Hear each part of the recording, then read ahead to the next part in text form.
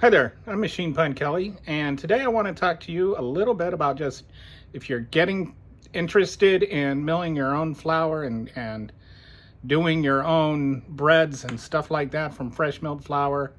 Um, I have been doing this now for about 6, 7 months and kind of learned a few things. And what I'd like to do today is share with you a few of the things that I learned along the way that I wish I had known when I got started.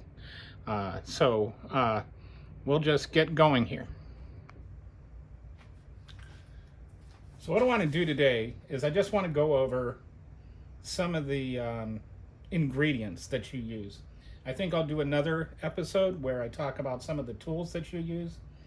But as I've gotten accustomed to things, there's all different kinds of wheat berries that you can use when you're baking. But it's helpful to kind of get the gist of it. There's all kinds of wheat berries out there, and it can be confusing when you're trying to figure out what to make when. So I just want to simplify that a little bit for you. And essentially, there are two seasons. There's winter and there's spring. Just basically, spring spring wheat berries, just don't worry about those. Your winter's going to have you covered for all of those. The two of the types of berries, hard red and hard white, they'll be like a second season where it's harvested in spring, and those don't have as much of a gluten content as the winter varieties, but I don't find there's much need to get them, so I just don't pay any attention to them. The other things you need to know, there are red and white, and there's hard and soft. So, and those are your basics for a lot of what you're getting, and we'll go through all of that as I walk you through this. First, there's the soft white wheat berries, and these are lighter in color. They're white ish, especially once you ground them into flour. These are great for using for pastries, for cookies, and things like that. The general idea is the difference in the wheat berries, the main difference that you're worrying about from a baking standpoint is how much gluten content there is, or how much protein content there is. Soft white wheat berries have a low gluten content. It's only about 8%. And you want a lower gluten content from that because gluten is what makes things kind of chewy. And a lower gluten content means that they're more airy. So things that you would like to eat that you don't want to have like that kind of hearty, bready texture to, like with a nice stout loaf of bread. You want to use a soft berry for. They do have soft red wheat berries, but the difference between the white and the red is that the red has like a much heartier flavor, and it's really great in some breads. But it's not what I'm looking for like in a cake. So the soft white is great for cakes. And the other thing that you'll find is when you are grinding your own wheat, you can also grind it to the level that you want. Like some things you want to have more ground than others. And so for the soft white, for like a pastry flour, you can grind it really, really fine, almost to like, depending on your food mill or your grain mill, you can have like your own kind of 0-0 flour, which is what I do for things like, cookies or for pastas. Okay, so then the next one, this is the hard red wheat berries, or the hard white wheat berries.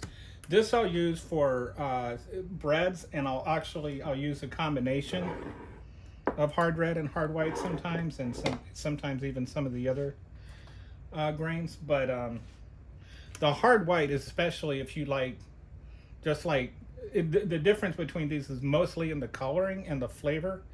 The hard white is going to have a softer flavor, a more traditional sandwich bread type flavor.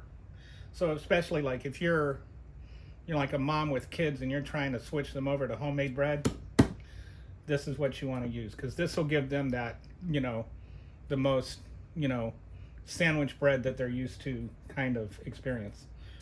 But it will taste so much better.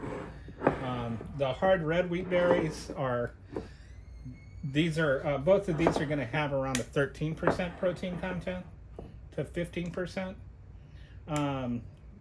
These are a lot higher, and that's why they're great for like breads and things that you want to really have them keep their shape, because they have a high gluten content. We'll talk about gluten in a minute some more. And then this is my durum. This is actually what they use for pasta, and it also makes great pizza dough, or so I've heard. I haven't tried it with pizza dough yet. I just got mine and just made some macaroni and cheese with it, and it was so good. Like, I hate to say stuff like this, like it's the best I ever had, but it was the first time I ever had from fresh ground wheat. And the difference between fresh ground wheat and even like whole grain wheat that you buy at the supermarket it's really hard to explain how much of a difference it makes, but it's huge. But this one you can use, like the durum. There's certain like high protein cookies that you might want to make with it, or the pasta, or some breads, and like pizza crust. This has an 18% gluten content. And let's talk about gluten for just a minute. Because one of the things that I kept hearing in all these videos is gluten,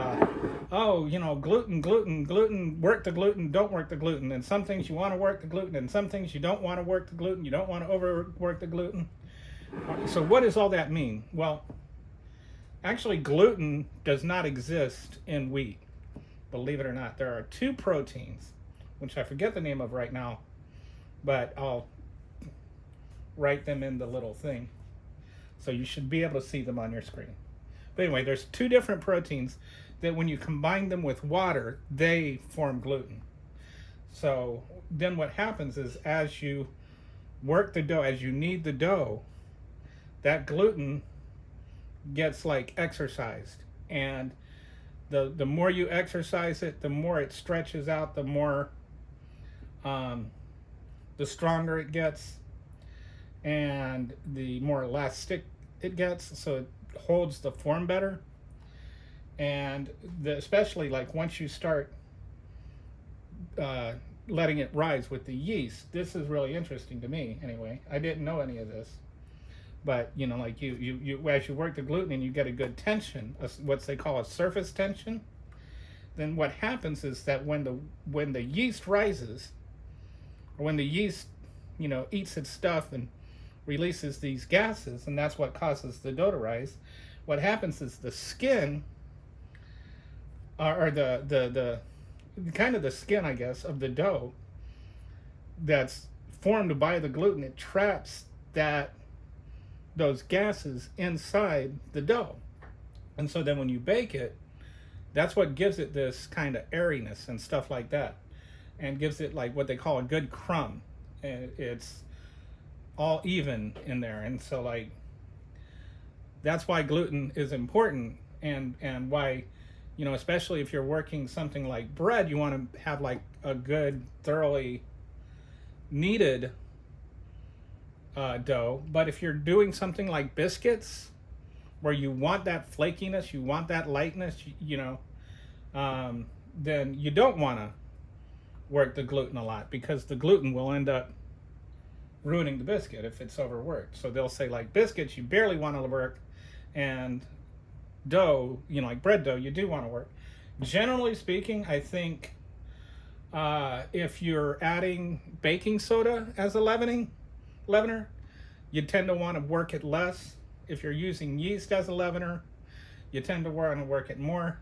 The one difference would be, with pasta, I don't think you add any leavening agent at all unless you count eggs. But you're not really worried about leavening with durum. You want to work it, the pasta dough hardest, because you're going to run it through a pasta maker and it's going to need to keep its shape. So that's why the durum has such a high gluten content, and why you actually want to work it the most, even with your hand some, if it gets to be too much for your KitchenAid or whatever.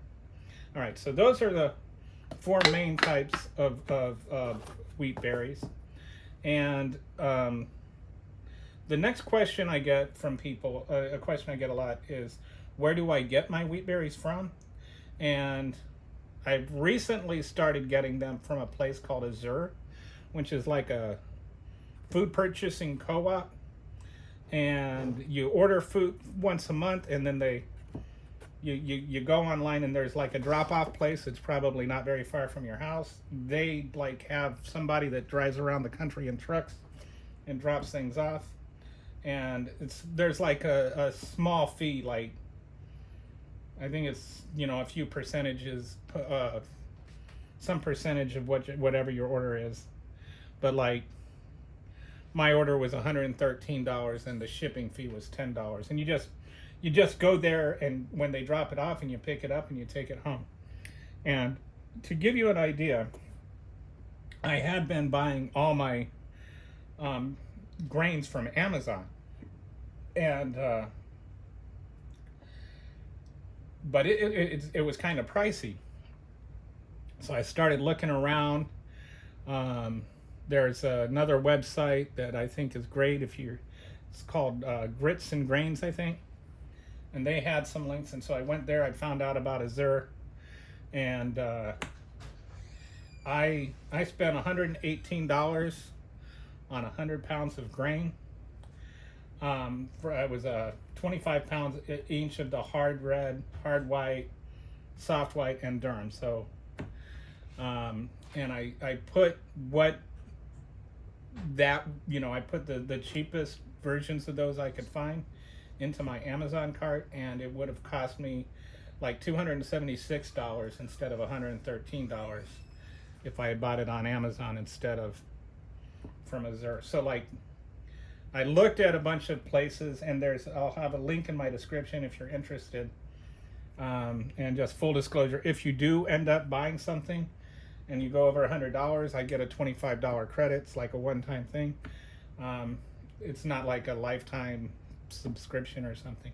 But anyway, if you do that, I do get some money. But I'm mostly telling you that because I really have looked, and I wouldn't endorse anything that I don't actually believe in. So now let's go on to some of the other things. This is barley flour, barley, which I think adds it's got a nice flavor to it. It's more of a hearty flavor, and so especially I like to mix this one with the hard red wheat, and it gives you a nice stout sandwich bread, or I'm also when I eat, I like to have a lot of gravy and stuff, and so the combination of the hard red and the barley also makes for great sopping bread. If you're a sopper, then you know what I mean. Kamut is like this Egyptian grain that they thought was lost forever or whatever, and then they recovered it. This has got a really nice flavor that it goes great with both pastries and pizza dough. It goes great in pizza dough. I never use this by itself. It's always a part of a mixed grain type thing. People will also use kamut as a substitute for durum when it comes to making pasta, because it has the 18% protein content as well. So it's got the same protein content as durum flour. All right, so now we're going to go through some additives that you put in. This is ascorbic acid, also known as vitamin C, so don't be intimidated by that. Vitamin C is an antioxidant, and because it's an antioxidant, then that means that it inhibits certain enzymes from attaching to the food, and it has like a preservative effect. And it doesn't just preserve like the bread from, like it keeps the mold from growing, but it also preserves the color and the nutritional value. I hadn't, until I started getting into this, I hadn't realized that preservatives also preserve the nutrition. So I started looking into what are some natural preservatives, and ascorbic acid, or ascorbic acid or vitamin C is a great one. You may or may not have ever heard of sunflower lecithin powder. The point of this is it's what's called an emulsifier, and I asked my wife today to make sure I wasn't the only one, because it's like emulsify is like one of those words where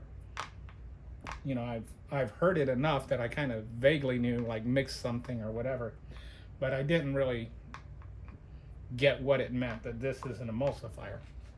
But to emulsify something means that it combines two ingredients that don't go well together. For instance, oil and water. They don't mix together. So if you have an emulsifier, like an immersion blender, you can just stick it in there and whip it up really good, and just that whipping will emulsify it. The lecithin powder is also an emulsifier, because what it does is it absorbs both water and oil really well. So when you mix that into your dough, it kind of makes the whole thing mix together better. And then that is helpful, because what happens is the oil kind of encircles the flour, and then that keeps the gas in more. So you end up with like a better crumb, and you end up with a lighter crumb, and you also end up with a better crust. All right, so then the next thing, this is not something I will use for bread, because this is potassium sorbate powder. There's a natural version of it. This actually grows wild on berries, or it occurs naturally in wild berries, is what I should say. This is good for anything that you're not using yeast with. And the reason for that is that this inhibits mold and yeast growth. So obviously you don't want to inhibit your yeast growth in your yeast bread. But this is a good thing to add to like cookies or muffins or anything that you're not using, yeast with. This is a good preservative to use. You'll find that some of this stuff does not, like when you're making your own bread, you don't get the same shelf life as you do from the store-bought stuff, because all those preservatives do matter. They're just not that great for you. So I'm trying to figure out how I can extend the shelf life of things without going, without using too many chemicals and stuff. All right, so then this is diastatic malt powder, which sounds like it's something unnatural, or but it's not. It's really, all it is just is malted barley flour. So the way diastatic malt powder works is it breaks down the enzymes, or it has enzymes that break down the starches into sugars, the starches in the flour into sugar, and then that sugar feeds the yeast. So this helps with both the yeast development, the rising, and it also, because of that ends up giving you like a darker crust. And then the next thing you might see sometimes called for is Vital Wheat gluten. Most breads I won't be using this, but sometimes you might be making a bread with a soft white wheat berry, or for some reason you need some extra gluten in it. This has like 80% protein, so it's a way to increase the amount of gluten in what you're working on. But if you're working with like hard wheat, you don't generally need to add this.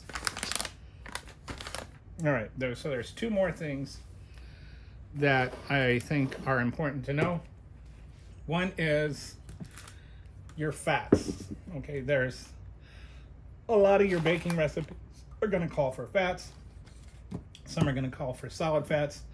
Some are going to call for liquid fats. Like I use olive oil or more often avocado oil for the liquids, and for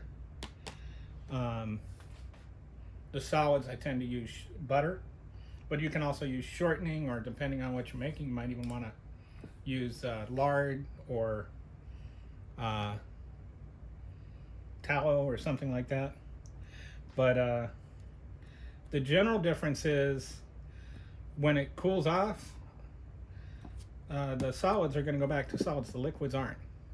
So these are going to leave you with a lighter, fluffier type thing, and this will leave you with something a little heartier.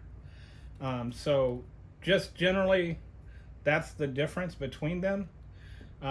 Go with whatever the recipe calls for you.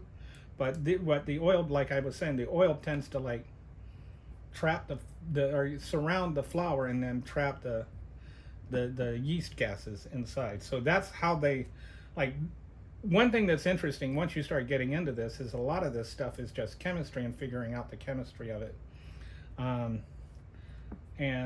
So yeah, baking is a lot of it is chemistry. And I've learned a lot of chemistry just from learning how to bake over the last few months. So then the last thing is eggs. And eggs are a really common ingredient in a lot of baked goods, and that's for a lot of really good reasons. One is the egg has both the white and the yolk, and both the white and the yolk have different actions in baking. The white, when you whip the eggs, it gets air inside the whites, and the whites then that air, when you put it in the batter, it stays air, and so then when you bake it, it helps with the rising and the what they call oven rise. And so it helps with a good finished product. The other thing that it helps with is, or that you have, is the yolk, and the yolk is great as an emulsifier. So both the egg white and the egg yolk play very important roles. The one thing I don't have on here is water, but that should be pretty obvious. But that's kind of like just, these are the most common ingredients that I found, and pretty much with this array, I can make virtually anything that you want that comes with flour. I'll do another thing where I go through the tools, including my bread mill or my flour mill. But for now, we'll just, these are the, hopefully you're a little comfortable with knowing what all of these things are, and when to use them or why to use them. You don't have to use all of them. A lot of these additives you won't see in recipes. But for instance, I found that the diastatic malt powder, I put that in I add that to almost all my bread recipes, just because it gives you so much more fluffiness. So anyway, thanks for watching. Once again, I am Machine Fun Kelly, and I'm out.